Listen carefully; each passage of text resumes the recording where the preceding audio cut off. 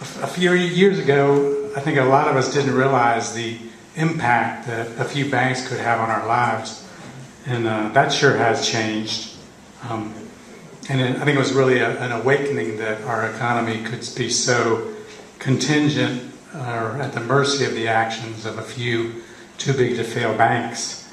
We're fortunate to have one of the most successful and visionary alternative banks right here in North Carolina. The State Employees Credit Union is a cooperative bank that exists to help the everyday working person. It not only delivers outstanding value to its customers, but also to the community, and serves as a model of what people-centered banking could be. We're fortunate to have Jim Blaine here tonight, who's the president of the State Employees Credit Union. Jim has worked and been the CEO of the State Employee Credit Union since 1979, during which time they've grown from 25 branches to over 200 branches. And he's not only a great business person, but a great advocate for the co-op model of business as an alternative. And please join me in welcoming Jim Blaine. Makes me happy. While we're getting fixed, I want to tell you how I came to be here. Ruffin called me about 4 or 5 weeks ago and said, I need a speaker for the annual meeting. I said, you're desperate, aren't you, Ruffin? He said, right. He said, and I said, you're probably also trying to do it on a low budget basis, aren't you? He said, right, you know our co-op pretty well. I said, well, Ruffin, you'll be pleased to know that I don't charge for my appearances. He said, well, I've heard you before, and I think that's a fair price.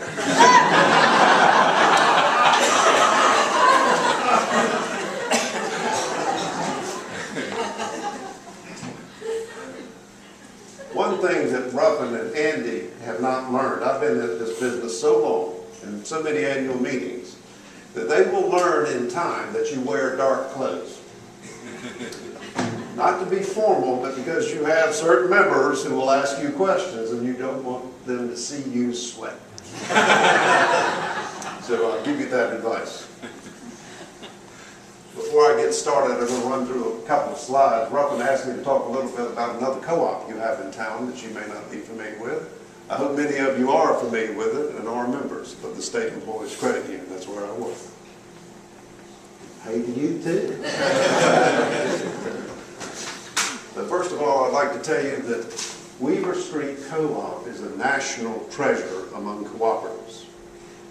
What you're trying to do and what you've been trying to do for the last 15 to 20 years is watched by the entire country. And it's very important, the innovation and the quality of food and the local growing that you're trying to do. Salute you, national treasure. And it's not Ruffin Slater, and it's not Weaver Street Market. It's you as the members that continue to push to make it a better place to shop and a better source of food for this community. But if you didn't know it, it's very much true. And again, I'm not being paid to say that about Ruffin. A couple of ground rules. I've been married for 35 years with the same woman. I have 5 children. I am used to not being listened to and to being interrupted. So if you all want to do that, fair, no problem. If you get frustrated and won't leave, it's all right with me. Okay? The other thing I need to do to establish my credentials is I'm from Chapel Hill. I'm a native. I grew up on Greenwood Road when it was not even paved. Went to the Chapel Hill public schools. My mother taught elementary school in Carver before it was the Parish of the People. I actually knew where this mill was milled. And when you crossed the tracks, it was a blue-collar community. So don't try me on about in this Chapel Hill desk, because I've been around, okay? Glad to be here with you tonight. Let's see if I can get these slides together. Now, I know you can't read them, but I'm going to give you it. But you'll have to get back to it. State Employees Credit Union was founded in 1937. It's a co-op owned by teachers and state employees in North Carolina and their families. It's interesting that it started in 1937 because it was a time similar to now when the banking industry pulled away from the people in the community and access to credit was not available. So teachers and state employees who had steady jobs, didn't have collateral, had great character and good integrity, said we need to continue to educate our families and we want to build homes and buy cars, even though it's a depression. And if the banks won't lend it to us, let's form a co-op. And we know each other. Some of us will save, and some of us will borrow. If anybody doesn't pay, we'll go out there with a stick and take care of it. All right? It's called peer pressure. Over the years, we've grown very large. We're $23 billion in assets. It's one of the top 50 financial institutions in terms of size in the country. If you didn't know that, I am pleased. If we ever start acting like we're that big, you call me. One of the big problems in the cooperative movement, all right, and you heard some of them tonight, is things change and you grow and there are new ideas and how do you accommodate wages and all those kind of things and sharing wealth. And we've had those struggles and you're going to continue to have them. We have about 4,000 employees all across North Carolina. We are now in every county in North Carolina with a branch.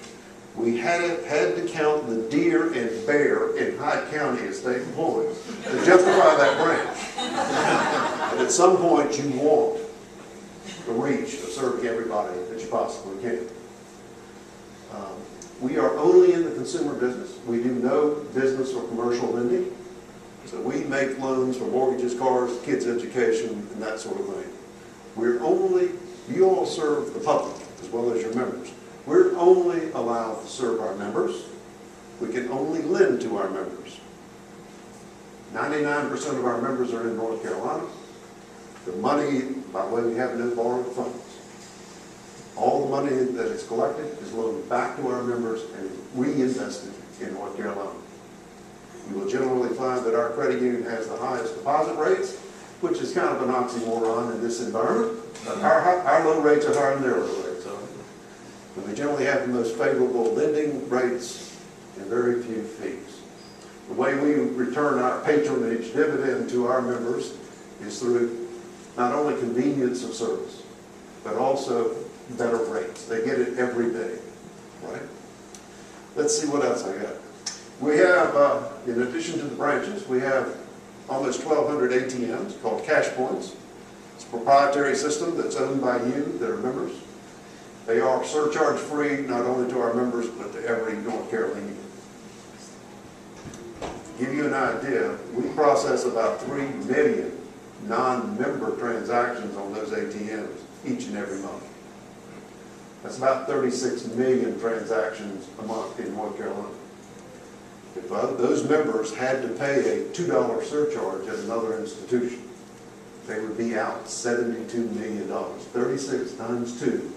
We leave $72 million in the pockets of our members and non-members in North Carolina. And by the way, what do they do with that? They come to Weaver Street Market and get organic food. That money is recycled in the community that is not used for financial services. And again, all the money that we collect, lend, or have on savings is reinvested in North Carolina.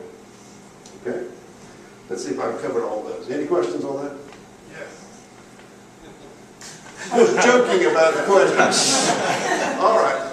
If you don't charge a fee for non-members for the ATMs, how does that benefit the members? Good question. I have an answer. People that own ATMs, like the credit union, we own these cash points machines, are paid 50 cents for every transaction that is done by a non-member by their institution. So if you're a soon-to-be Wells Fargo customer, Wells Fargo pays into the systems 50 cents for the transaction you're going to do.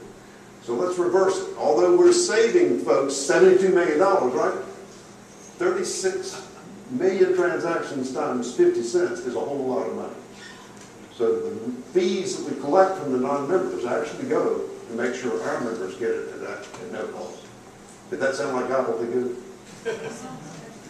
But now, if we ever need to raise more capital, which is always a problem in a co-op, right? We might impose a fee. Now, I think we could legitimately impose a $1 fee on those non-members who are paying $2 somewhere else. And after they screamed and yelled at me a little while, they'd still be getting the bar. So it's one of those levers if we need to raise more money for the co-op credit union. We have that as a tool available. But right now, we feel like our board feels like it's better to leave that money in the consumer's pocket. We gave him in, which I guess is all right on that. Do you think you might ever start lending to your members who own businesses, or some small business lending?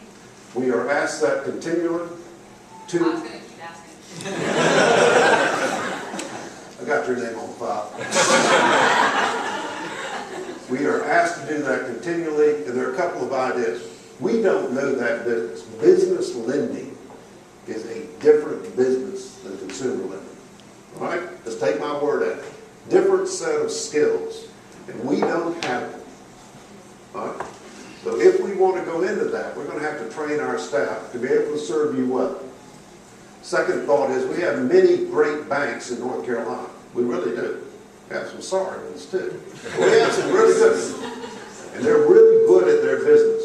I think many of our members believe that if we go into the business arena, that we'll be able to do it at a lower cost. I'm not sure that's true. The banks are very good.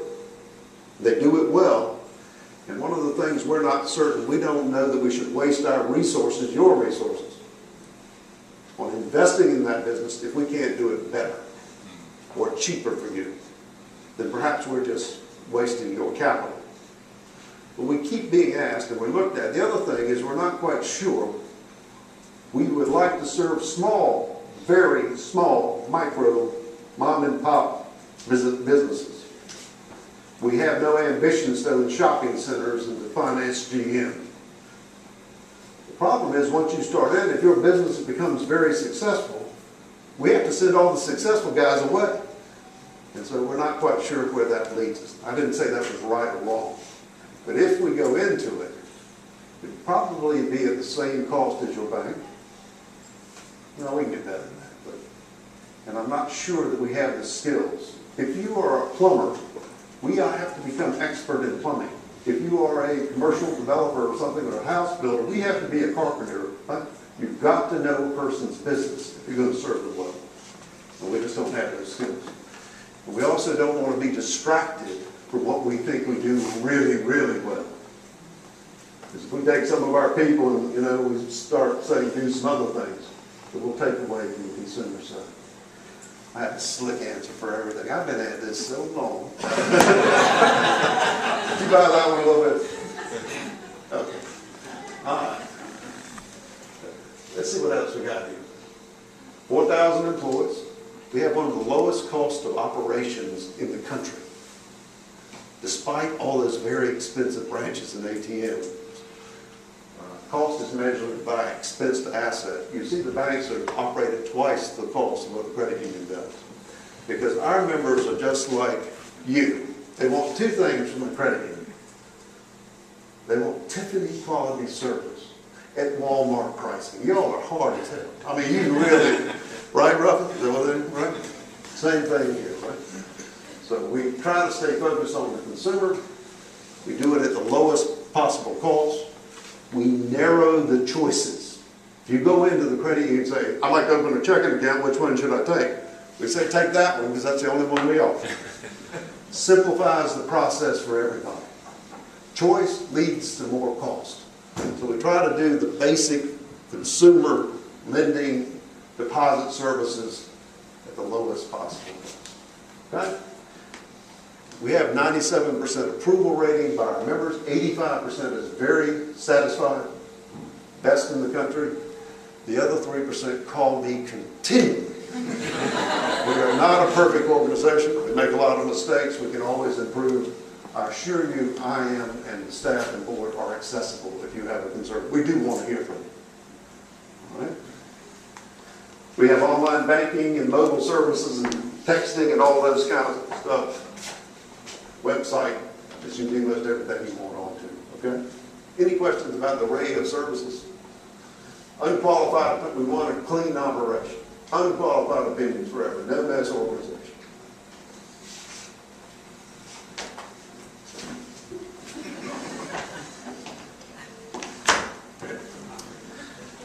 We're a financial institution, and Ruffin insulted me when he got up there.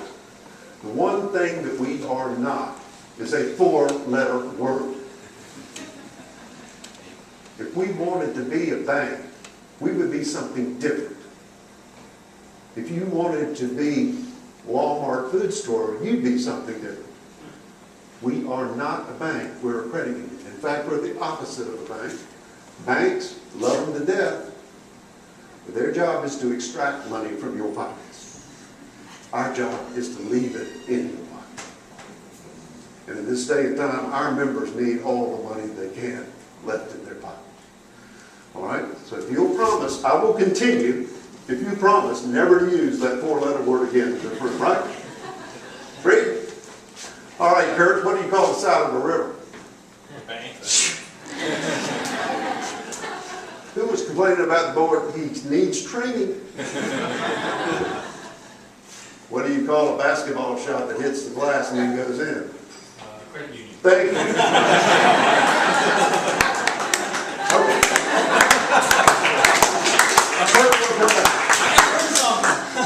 We view ourselves as a North Carolina organization, beyond a financial institution. We're a North Carolina organization. We invest in North Carolina. We're creating wealth and jobs in North Carolina.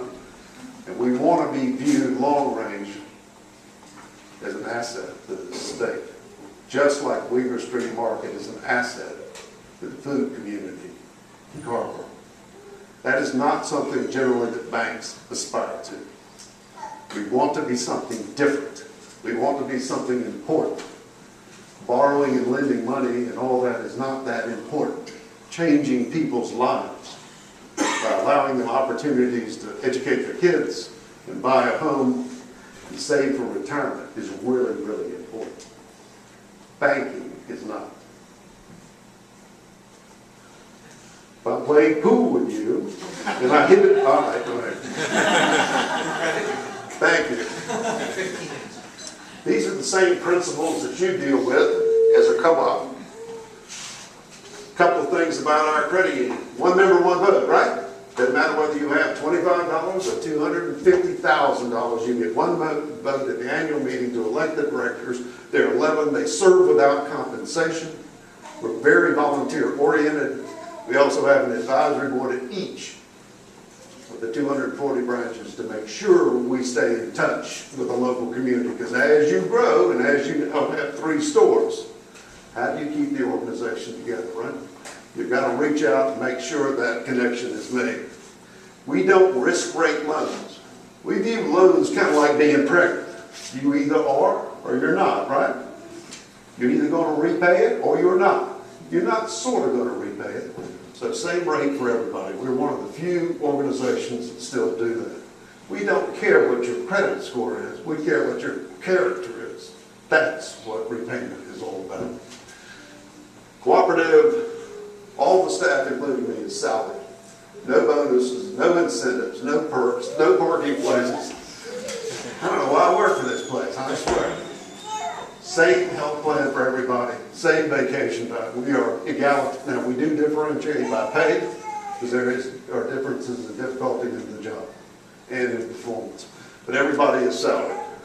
We view ourselves as a member consumer advocate. That's the difference between a credit union and a B word. Our members have asked us to go to the financial marketplace and represent their best interest, to get the best deals that we can or manufacture the products that will help change their lives for the better. We look to not match what the banking industry does. We don't view success as being slightly cheaper and offering the same deal. We try to construct new products and services that others will not offer and that our members need. Let me show you a couple. Let me make one statement. How do you determine what the value of a co-op is to the community? We can actually go out, and we do it about every 2 years, and we ask This one was Bill Jackson, who used to be a professor here, Stanford, Chicago PhD in economics. He's got good chops. It basically goes and said, if the credit union wasn't here and you had to pay bank rates and bank fees and loans and deposits and all that, and it calculates that our value to North Carolina, to our members, is over $550 million a year. If we weren't here as a balance, if you had to use the B word, you would pay that much more for the services.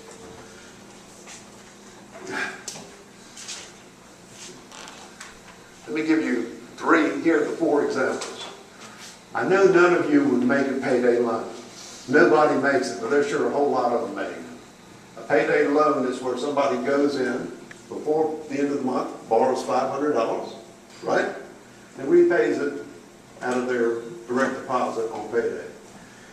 Although it's illegal in North Carolina now, we've put them out of this state, you can do it over the internet. You're generally charged $15 per 100 of the amount you borrow. So if you borrow $500, right? You pay $75 and you walk out with $425. That equates to an interest rate of about $800% per year. It is a death trap once you're in this cycle that is very hard to get out of. Now I know y'all are all too proud, but 5 kids, I went through the couches many a day looking for the change so I could get the kids lunch money, all right? And many of you use credit cards before the end of the month because you run a little short. Everybody does, right? Nothing wrong with this. We have 1.6 million members. By the way, why do we have so many members and not that many state employees? In North Carolina, we marry our cousins. Family members are allowed to join. We have 85,000 of our members who use this salary advance loan every month. We charge 1%, which is about $5 versus $75. Okay? 85,000 people saving $70 each month. You can do the math down at the bottom.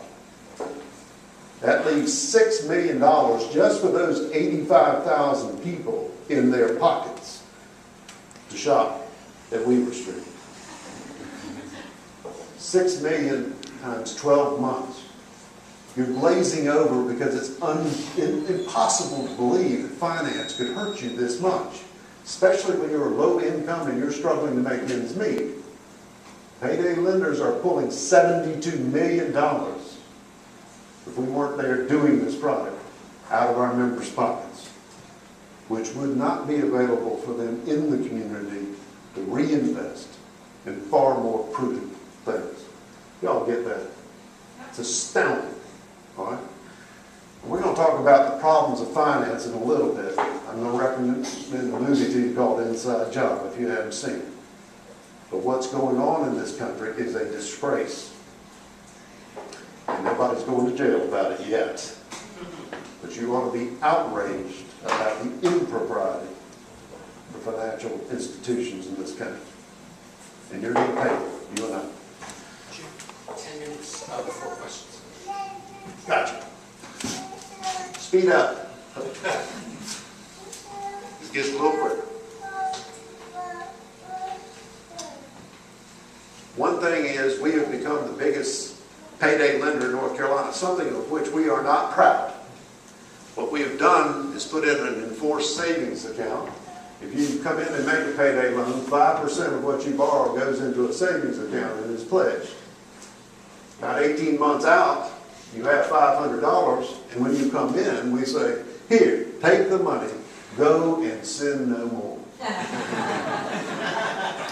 What we find interesting is many of our members say, no, I'll work out the loan. You keep the savings, because I've never had savings in my entire life.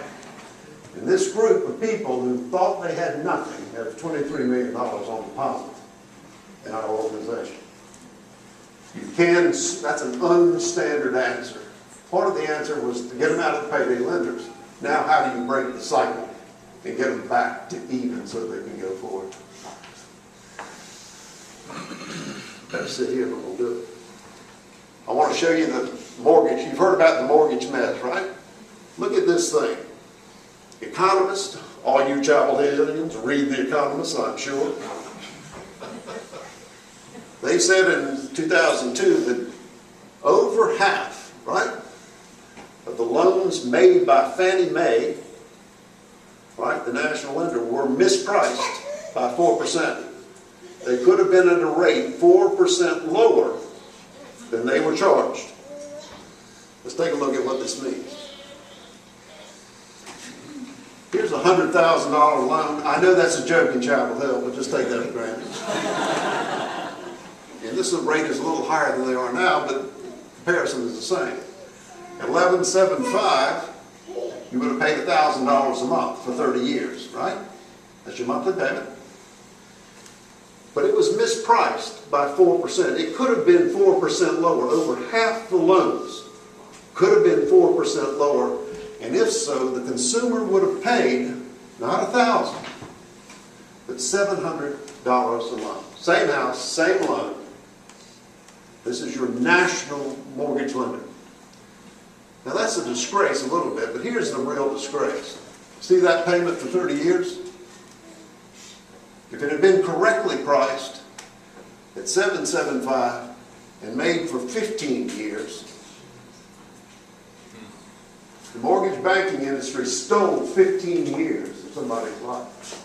It's not as much about the money. It's about the insult. Do we need to go to a bank and why you're not going to? All right. Why don't we do tax returns without charge for our members?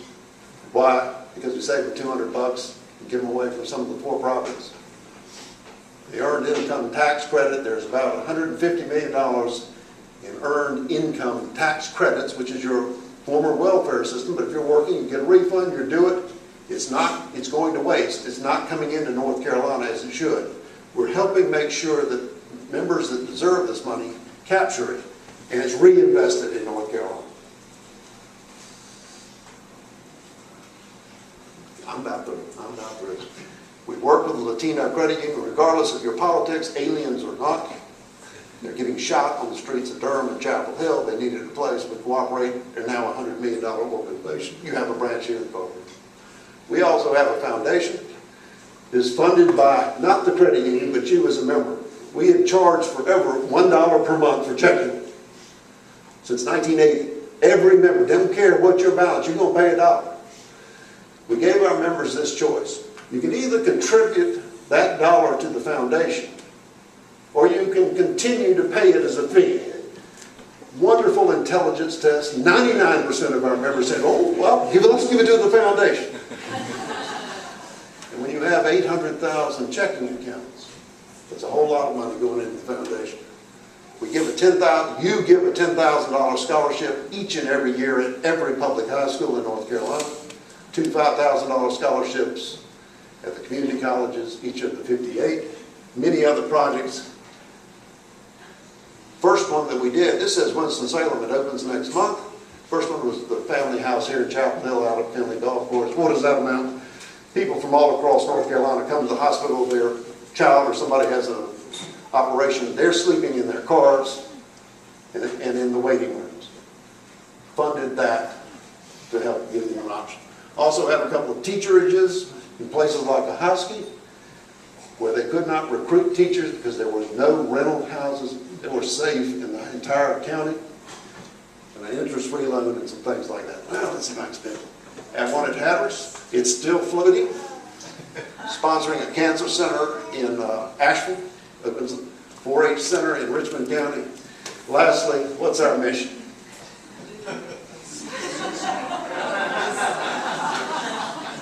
The maddening thing, and you hear from this community, you've wasted a weekend doing a strategic planning session and taping stuff up on the wall until it drove you mad. You walk out of the session, nobody can remember what was said or whatever it's going to take. Our mission statement, our commitment to our members and to our staff is all we want you to do is do the right thing. It's a pretty strong commitment, especially when we publicize it. Last thing, our vision of what we want to become. We want to be the institution that you feel comfortable about sending us your mama. But whether you like it or not, ladies, I hope you've grown out of it, your mama is your most important person in the world. She put up with you, changed those diapers, picked you up from the police department, all that kind of mess. And loved you without reservation. So if you're now living in California and your mom's living in Carver, and the aluminum siding guys at the door, we're the institution that you can send your mama to, and we will take care of her in just the same fashion that you do.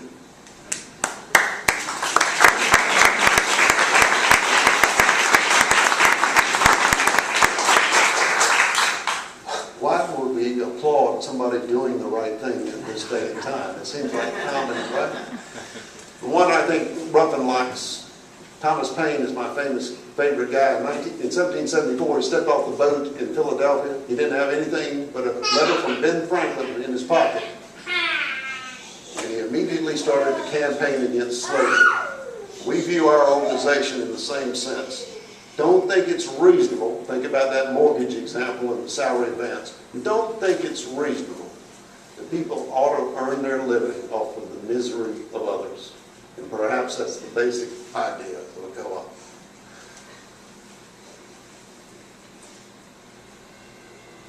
We seem to have lost sight of that in this country. The reason Weaver Street is successful is Ruffin either goes to church or goes to school. And if you see him you're going to ask what the composition of this board has come about, and then we're going to get some action. By peer pressure, if it's local, you can maintain the integrity of an organization, because the managers and staff have to confront you, and they cannot take advantage and abuse you and walk away. You wouldn't let them do it. Amen. I think I'll finish. Is that close? Let's go ahead.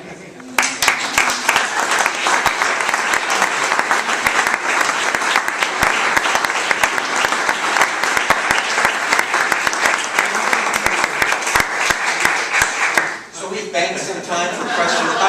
Credit union sometimes for Q&A.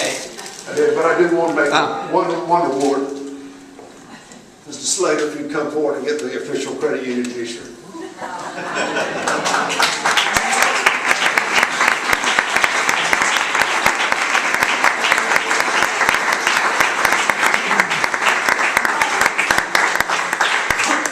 One last little demonstration.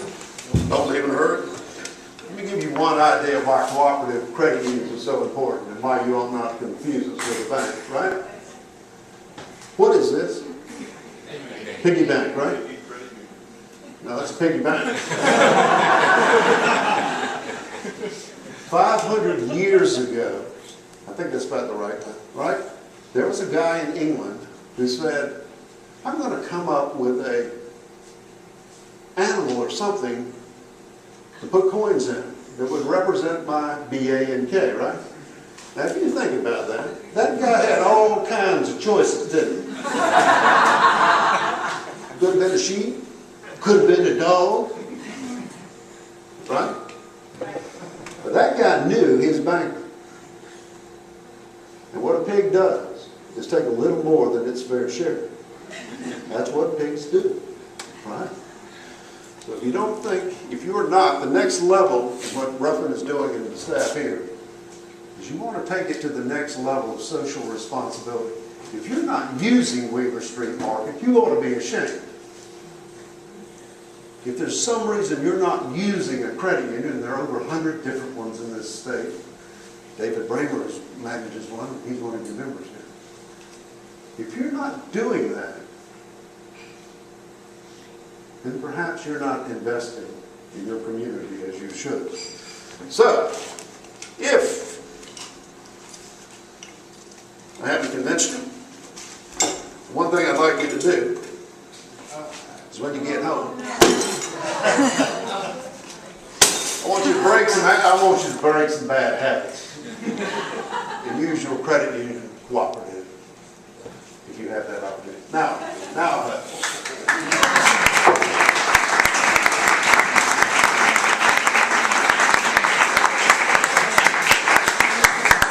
we have time for probably as many questions as you have, but only one answer. What are your questions? Yeah. I'm not taking your, I'm not. If some, Lady with the camera. If someone's not a state employee, how can they find a credit union they're eligible to join?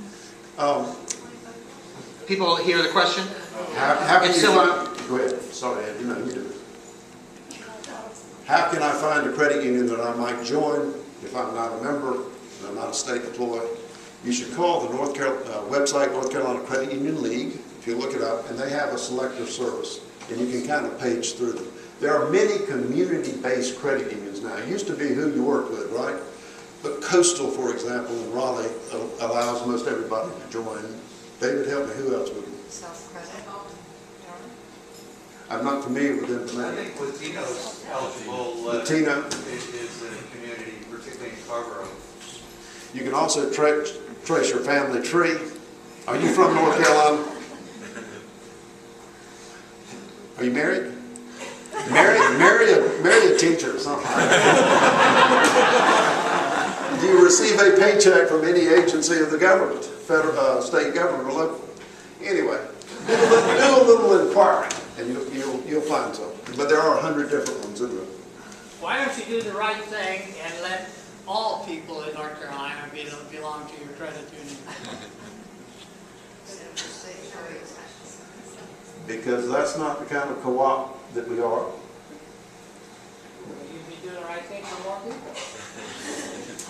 Well, maybe we'll put it to a vote of our members. Where are you from? Durham. Originally. Pennsylvania originally. Yeah. Somebody had to be born there.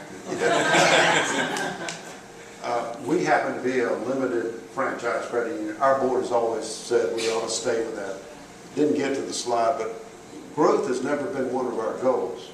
As a co-op, results, if you serve people well, you will grow. And if you stay in North Carolina long enough, you're going to end up related to some of us one way or the other. Adam and Eve, eventually we're going to get you off.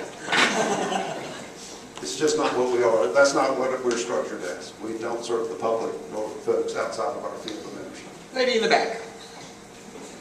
Would you come to the mic, please? I'll just talk really loud. Okay, really. So, do you have any ideas kind of in the works right now, or ideas for how you build wealth in this economy that's part of our time? Yes, well, with us, I didn't get to it. We also have an investment organization. We are an insurance company, short. We have an array of, first thing we find is help people get out of products, financial products that they should not be in. We find folks all the time, you bought a car 3 years ago and you financed it, well, your rate is probably 9.75. Just go in and get it refinanced. So part of it is just trying to educate members on what their alternatives are and how they can save them. So first thing is to lower your current cost. If you're using a credit card, right, you need to come on out of that probably. You've probably got one of the city banks and you got reward miles. Now, do you really think Citibank loves you? Do you think they would not want to make money off of you? And all of us have got those cards, right? We are in products where the advertising and the marketing has led us to believe we're really going to get a good deal. You believe 0% financing is true at the car dealer? Absolutely, but 80% of us finance the car at the dealership because they spray us with pixie dust and we want to drive that baby home, right? We're all falling victim to these traps because we don't take a little bit of time and look for alternatives.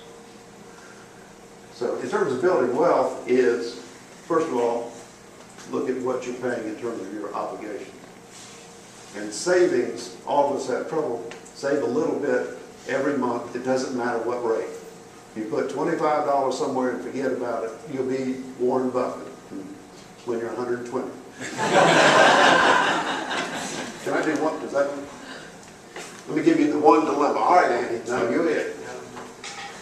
The biggest struggle that we have as an organization, and you do too as a co-op, is people say, well, Weaver Street's no different from Walmart or Harris Teeter, right? You say, no, we're a co-op. We're member-owned. We're worker-owned. We're cool. Boom. So, I want to do a comparison with you, right? You've heard the idea that comparing apples and oranges is a mistake of logic, right? That's dumb. Right. Okay? Andy, I want you to answer the following question. You say Weaver Street is the same or different from your competitor at Walmart Foods? Different. Okay? This is Walmart. This is Weaver Street, all right? Answer the question, same or different, all right? Ready? Are they both fruits? Yes. They both grow on trees? Yes. Same, right? They have seeds? Same. The orange.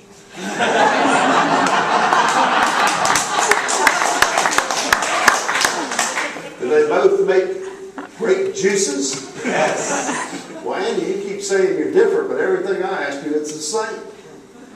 What's the difference?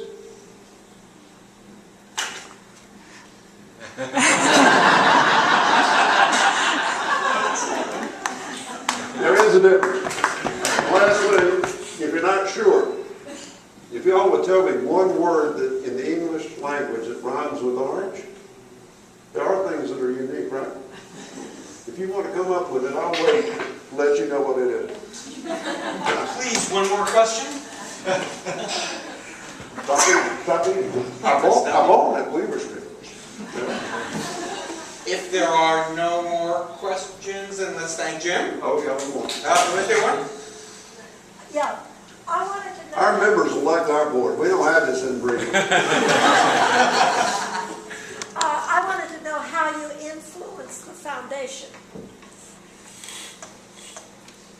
The choices of the foundation. I mean, I go back far enough as a credit union, and I remember just paying it as a checking account fee. But I also got a lot of interest on my checking account then. Oh, how does everything one else. influence the foundation? How How does does a one member influence the foundation? The projects are, you saw they're mainly facilities. We don't do the grants like y'all did tonight, the operating grants. We do facilities, bricks and mortar, something that can be replicated around the state, like teacherages. We started with one, we now have 4, looking for, they come from our advisory boards. Chapel Hill has 5 or 6 branches, each has an advisory board of 12. They make the recommendations. They help us vet what's good and bad. We don't know, right? The community has to help us make those decisions and where we ought to spend money. So they come from the advisory board to the board of the foundation. And there's a website out there if you'd like to see the criteria. They're out there, about a 2-page application saying what you want to do. We're transparent. Don't give me that. Let's give them a hand. Thank you.